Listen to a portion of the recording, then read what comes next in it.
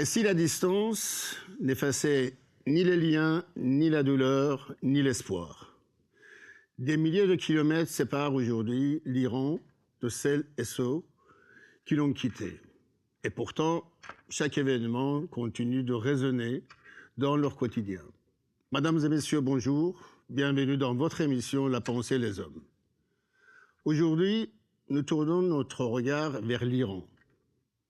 Ces dernières années, l'actualité en Iran a été marquée par des mobilisations importantes et une forte répression suscitant de nombreuses réactions à l'intérieur du pays comme au sein de la diaspora.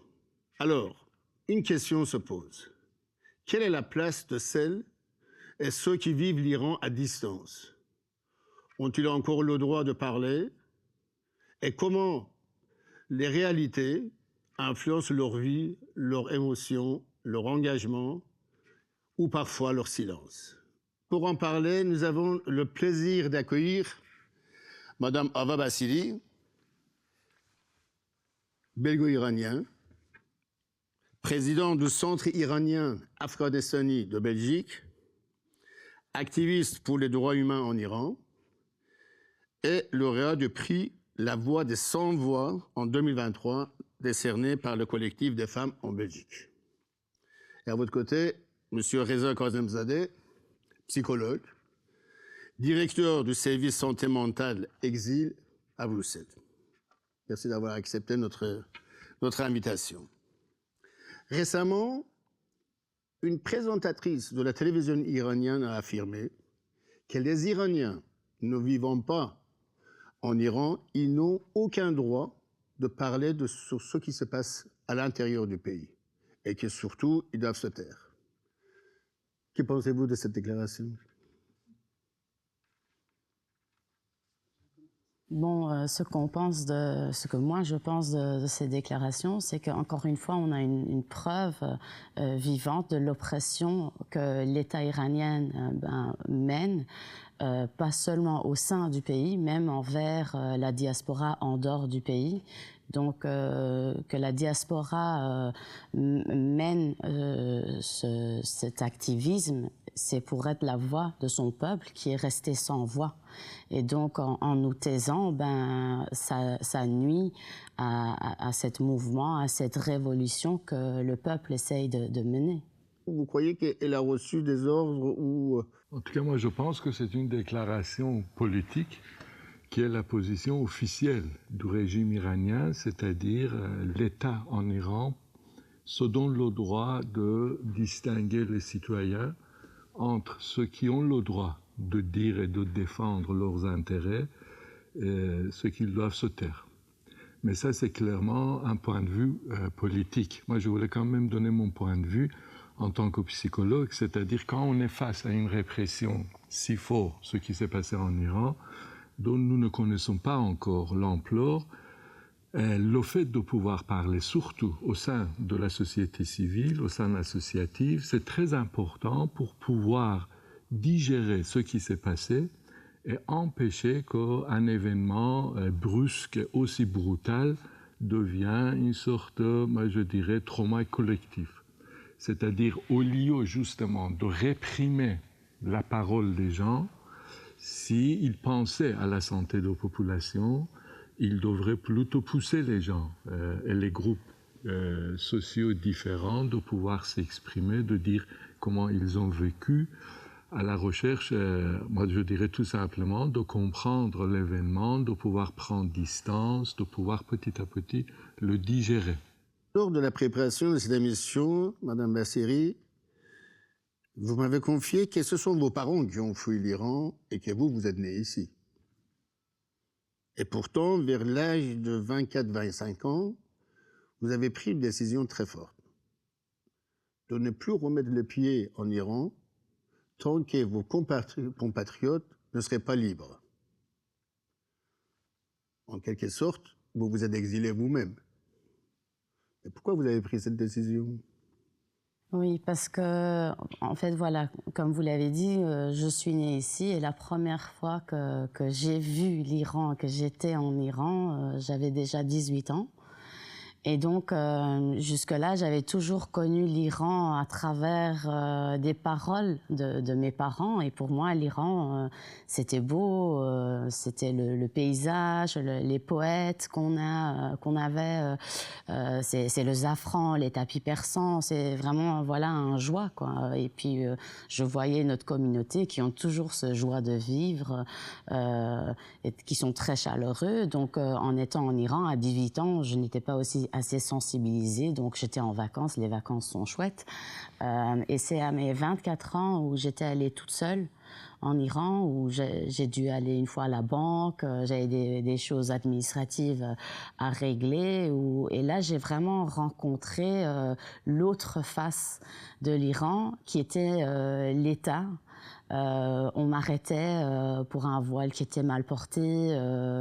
Déjà, la langue, je ne la maîtrisais pas comme je maîtrise maintenant aujourd'hui, à mes 37 ans. Donc, cette peur que j'avais, les yeux des hommes qui faisaient partie du système, parce que, voilà, parce que tu es une femme. Une jeune femme. Donc, et c'est là que j'avais compris le vrai sens de l'Iran et le peuple qui est opprimé. Et donc, c'est à ce moment-là, j'ai pris un ticket plus tôt.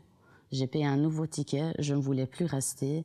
Et c'est à ce moment-là que j'avais décidé que plus jamais je mettrais mes pieds. C'est un peu, on peut le comparer avec les mouvements qu'on défend les droits des femmes. On dit, tant qu'il y a une femme qui souffre dans le monde, ben, on souffre tous. Et donc, c'est dans le même sens où je me suis dit, tant que j'ai mes compatriotes qui sont opprimés et qui sont en quelque sorte emprisonnés dans leur propre pays, ben, je n'y retournerai pas. Alors, M. Kazemzadeh, les enfants de la deuxième génération, donc nés ici, des parents exilés, donc ils grandissent avec une histoire qu'ils n'ont pas vraiment vécue directement. Alors, comment vivent-ils cet héritage? Qu'est-ce que cela peut changer dans leur construction personnelle? Moi, je pense qu'on peut le vivre de manière fort différente. C'est-à-dire, ça dépend aussi à quel âge on est arrivé ici, quelle était l'histoire des parents, quel type d'événements ont vécu et surtout dans quel pays on vit. Parce que parfois, on oublie assez rapidement le pays d'accueil. Je pense que quand même le fait de, par exemple, vivre ici en Belgique ou vivre en Turquie, en Allemagne ou aux États-Unis, quand même a une certaine influence sur la manière dont on essaye de repenser ses origines et essayer de se reconstruire à partir justement du vécu, parfois imaginaire, parfois le vécu raconté par les parents, par les amis des parents, ce qu'on entend à travers médias, ce qu'on lit. Mais on a besoin de cette histoire pour se construire. Ce que j'ai souvent constaté, c'est que quand cette histoire fait défaut, cela provoque quand même des difficultés pour les enfants. Et parfois les parents, surtout quand ils ont subi des violences, quand ils ont vécu des choses très difficiles pour eux de pouvoir en parler, même parfois quand ils viennent chez un psychologue, ils mettent parfois des mois pour pouvoir raconter ce qu'ils ont subi. Justement, la violence politique, c'est plutôt pour faire taire les gens, pas vraiment pour les faire parler. Alors, le faire sortir de ce silence, et comme ils ne veulent pas non plus imposer ça souvent à leurs enfants, parce qu'ils pensent qu'en racontant leur histoire, quelque part, ils imposent du chagrin, ils imposent de la souffrance, mais je crois que quand même, ils se trompent dans le sens que les enfants peuvent entendre ça, ils ont besoin de connaître parfois l'histoire de leurs parents. Cela ne veut pas dire qu'ils vont le vivre exactement de la même manière, mais le fait de pouvoir dans leur tête faire un lien entre le passé de leurs parents, entre ce qu'ils vivent ici au présent et le futur, ils ont besoin de ces éléments-là. Quand on vit l'Iran de loin et qu'on voit ce qui se passe, les manifestations, la répression, les revendications, Est-ce qu'on se sent forcément impuissant, frustré, voire en colère? Oui, on ressent un peu de tout en même temps. Et là aussi, c'est vraiment différent de personne à personne. Par exemple, moi, j'ai ressenti, avec le mouvement de Femmes, Vie, Liberté il y a 3 ans, j'ai vécu tout ce que je vis maintenant. Donc maintenant, je ne suis pas dans un terrain inconnu pour moi-même en ce qui concerne mes sentiments. Donc ça commence avec le choc, la tristesse, les pleurs, la colère, ça se transforme en colère, il faut agir. On devient fâché aussi sur la public en général. Pourquoi on défend la Palestine et pas l'Iran, pourquoi on va dans les rues pour l'Ukraine, mais l'Ukraine n'est pas pour l'Iran. Donc on commence à même être fâché, même un inconnu dans la rue, façon de parler. Et donc j'avais déjà vécu tout cela. Donc cette fois-ci, j'avais le choc, mais on peut dire que j'ai réussi un peu plus à contrôler ces sentiments. Parce qu'il faut savoir, on a un très grand sentiment de culpabilité. Parce qu'en même temps, à travers de cette culpabilité, on a cette illusion qu'on a un lien très actif à travers de la culpabilité.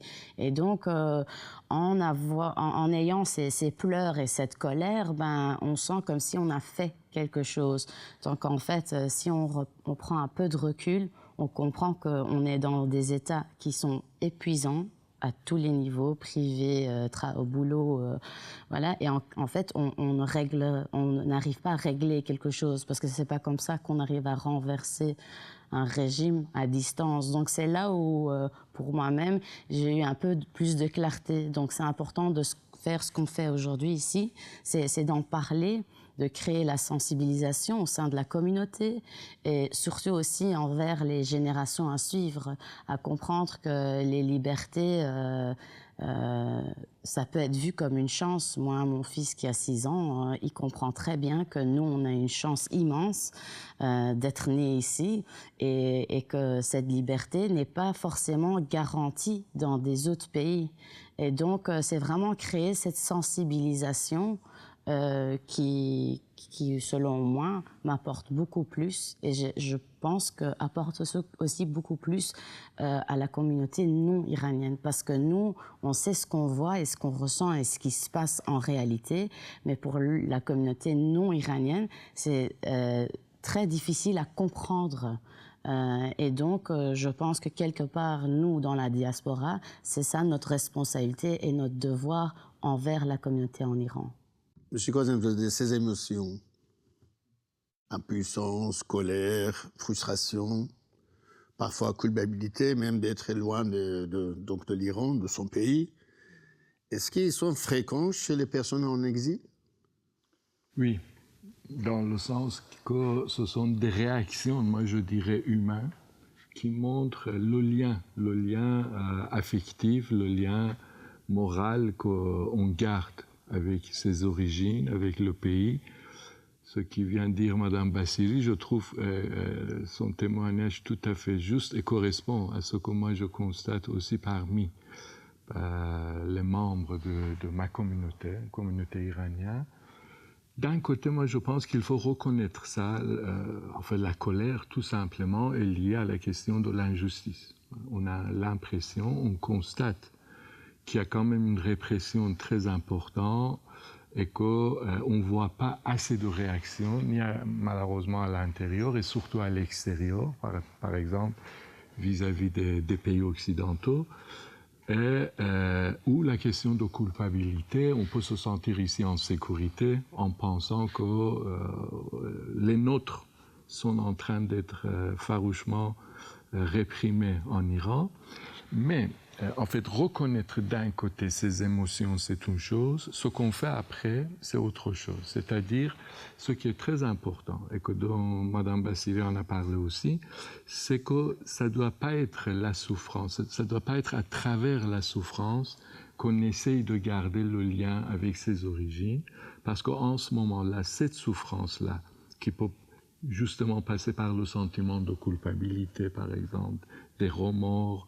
de ne pas arriver à se couper quand c'est nécessaire, par exemple, des informations, hein, et de se dire et de penser que c'est un devoir d'être tout le temps, par exemple, au contact des infos qui arrivent, au détriment justement de notre santé, et essayer justement de voir qu'est-ce qu'on peut faire avec ça, comment, avec des éléments que normalement nous font souffrir, qui nous font renfermer aussi sur soi. Quelqu'un qui a mal aux dents ne court pas pour aller voir ou rencontrer des autres. Dans ce moment-là, on a plutôt tendance à se replier sur soi-même. Et c'est justement, ce sont des choses qu'il faut éviter. Et ce sont des questions auxquelles il faut réfléchir, il faut qu'on parle souvent au sein de la communauté. Lors de ces mobilisations en Iran, les femmes ont été au cœur du mouvement, même parfois au prix de leur vie. Alors, est-ce que vous pensez que leur engagement marque un changement profond dans l'histoire contemporaine de l'Iran? Oui, je vais, pour répondre à cette question, revenir un peu en arrière. Il faut savoir qu'en 79, quand il y a eu la révolution islamique en Iran, c'était en février 1979, et même pas un mois plus tard, le 7 mars 79, ils ont commencé à déclarer les règlements qui nuisaient aux droits des femmes, en fait. Et donc, depuis les premiers jours, c'est les femmes qui ont d'abord été victimes.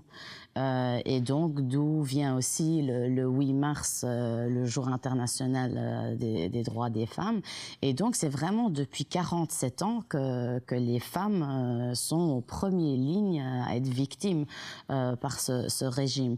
Donc oui, on voit les femmes qui sont au centre de ces mouvements ces dernières années, surtout dans le mouvement de Femmes, Vie, Liberté. Et pour moi, personnellement, j'arrive à l'expliquer parce que quand on voit que à travers non seulement l'État, maintenant dans les grandes villes, c'est beaucoup moins, le peuple est vraiment très sensibilisé, ils sont très modernes, ils sont très mis à jour, même les villages autour des grandes villes aussi, mais il se trouve qu'on a encore des minorités qui sont encore vraiment en arrière en ce qui concerne la femme, la vue qu'ils ont sur les femmes.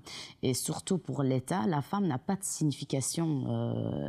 Voilà, c'est quelqu'un qui fait des enfants et qui s'occupe de la maison. Je répète, pas pour la société iranienne, pour vraiment l'État. Et donc, quand ils mènent ces manifestations dans la rue, c'est une des endroits où la femme a enfin un mot à dire et elle sent cette pouvoir. La femme a du pouvoir quand il s'agit d'être en manifestation dans les rues et à crier pour leurs droits. Et donc, bien sûr, on les voit au centre de ces mouvements. Et c'est ça qui est important, parce que c'est ça aussi qui donne un signal envers le monde international. Vous savez, si le mouvement Femmes, Vie, Liberté, si ça avait réussi, l'effet que ça aurait donné aux femmes dans le monde entier. Oui. Tout à fait. Oui. Tout à fait. Moi, je trouve justement, d'un côté, je suis tout à fait d'accord avec ce qui vient d'être dit, c'est-à-dire que la femme est réprimée doublement en tant que femme et aussi en tant que citoyen, au même titre qu'on peut dire par exemple les hommes. Mais ce que je trouve un tournant très important, c'est que l'arrivée de cette manière-là de la femme sur la scène politique depuis, moi je dirais, maintenant peut-être même dès le début de la Révolution, et justement les slogans des derniers, on peut dire, mouvements qui étaient Femmes, Vie, Liberté, c'est une réappropriation, on peut dire, et c'est ça que je trouve intéressant, de la vie privée, des libertés individuelles, des droits de la femme sur son corps, c'est-à-dire que le système politique en place, pour arriver à contrôler ses citoyens, il n'arrête pas, on peut dire, en manipulant, en instrumentalisant le religieux, il n'arrête pas de politiser tous les espaces, et en partie le corps de la femme. À un tel point qu'on peut dire aujourd'hui, le corps de la femme est devenu même le centre de débat, des tensions, à qui appartient ce corps-là. Et de plus en plus, moi je pourrais dire que les mouvements de libération, d'émancipation ont allé dans le sens de dire que justement, ce corps-là naît avant d'être politique, avant d'être un sujet social, avant d'appartenir à la communauté, il appartient à la femme et à ce qu'elle a envie d'en faire. Et ça, je crois, a complètement changé le paradigme dans le combat, on peut dire, des droits civiques. C'est-à-dire, on a complètement changé, on peut dire, des luttes politiques vers des luttes des droits civils, des droits civiques, dont les femmes, par rapport à ça, sont, on peut dire, en premier lieu en avant. Alors, pour parler un peu des médias étrangers, quand vous entendez, par exemple, ce que certains médias étrangers parlaient de l'Iran, est-ce qu'il vous arrive parfois de penser qu'en fait, la réalité est simplifiée ou même complètement déformée? Je trouve que, en tout cas, en ce qui concerne la Belgique, ils font de leur mieux. Bien sûr, si on va parler émotionnellement en tant que personne, parce que je suis iranienne, j'aimerais qu'on en parle tous les jours et que ça serait à la une tout le temps quand j'ouvre l'application que je vois à l'Iran. Mais ça, c'est des réactions émotionnelles. Si on regarde objectivement, ils couvrent quand même ce qui se passe en Iran, mais ils nous mènent aussi les histoires qu'on leur donne. Et ça c'est dans les mains de la diaspora. Donc, je m'imagine, si demain, moi, je dois parler à propos du Congo, ben, je pourrais dire ce qu'on m'a expliqué. Voilà, je ne suis pas congolaise, donc je m'imagine comme ça, et j'ai de l'empathie pour les médias, mais voilà, dès qu'il y a une occasion, c'est à la diaspora de trouver ces occasions et de se lancer. Moi, j'ajouterais tout simplement que d'un côté, la sensibilisation des personnes, des sociétés, du média est différente en fonction, on peut dire, des pays d'orientation politique. Il y a toute une série de choses qui jouent énormément là-dedans.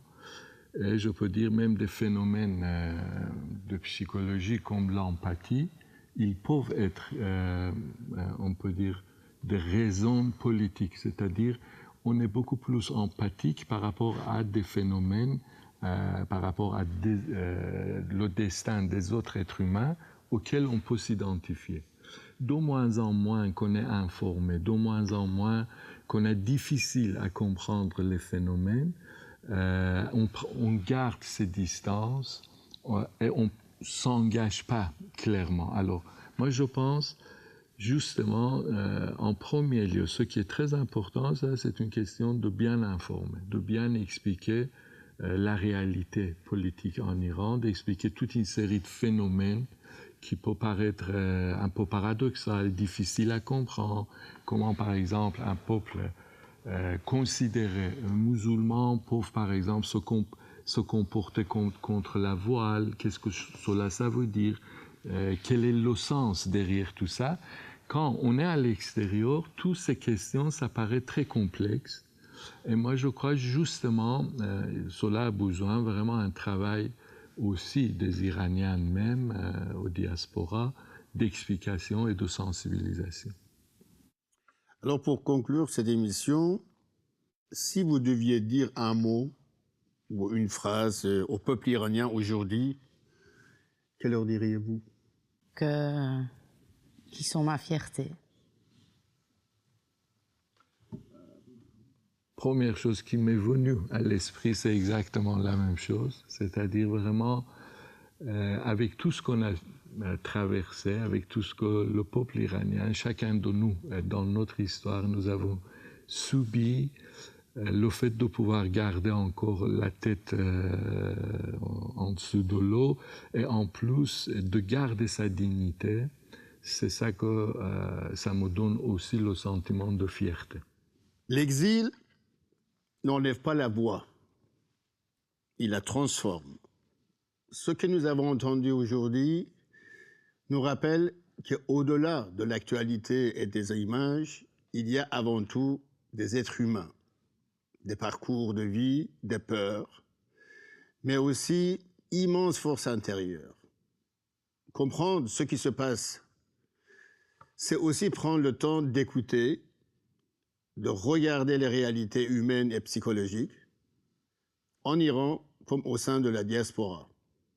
Donner la parole, tenter de comprendre sans juger, c'est déjà une façon de créer du lien et de ne pas rester indifférent à la souffrance des autres. Merci à nos invités pour votre confiance et votre participation, et merci à vous d'être si fidèles. Je ne vous dis pas au revoir, mais à très bientôt.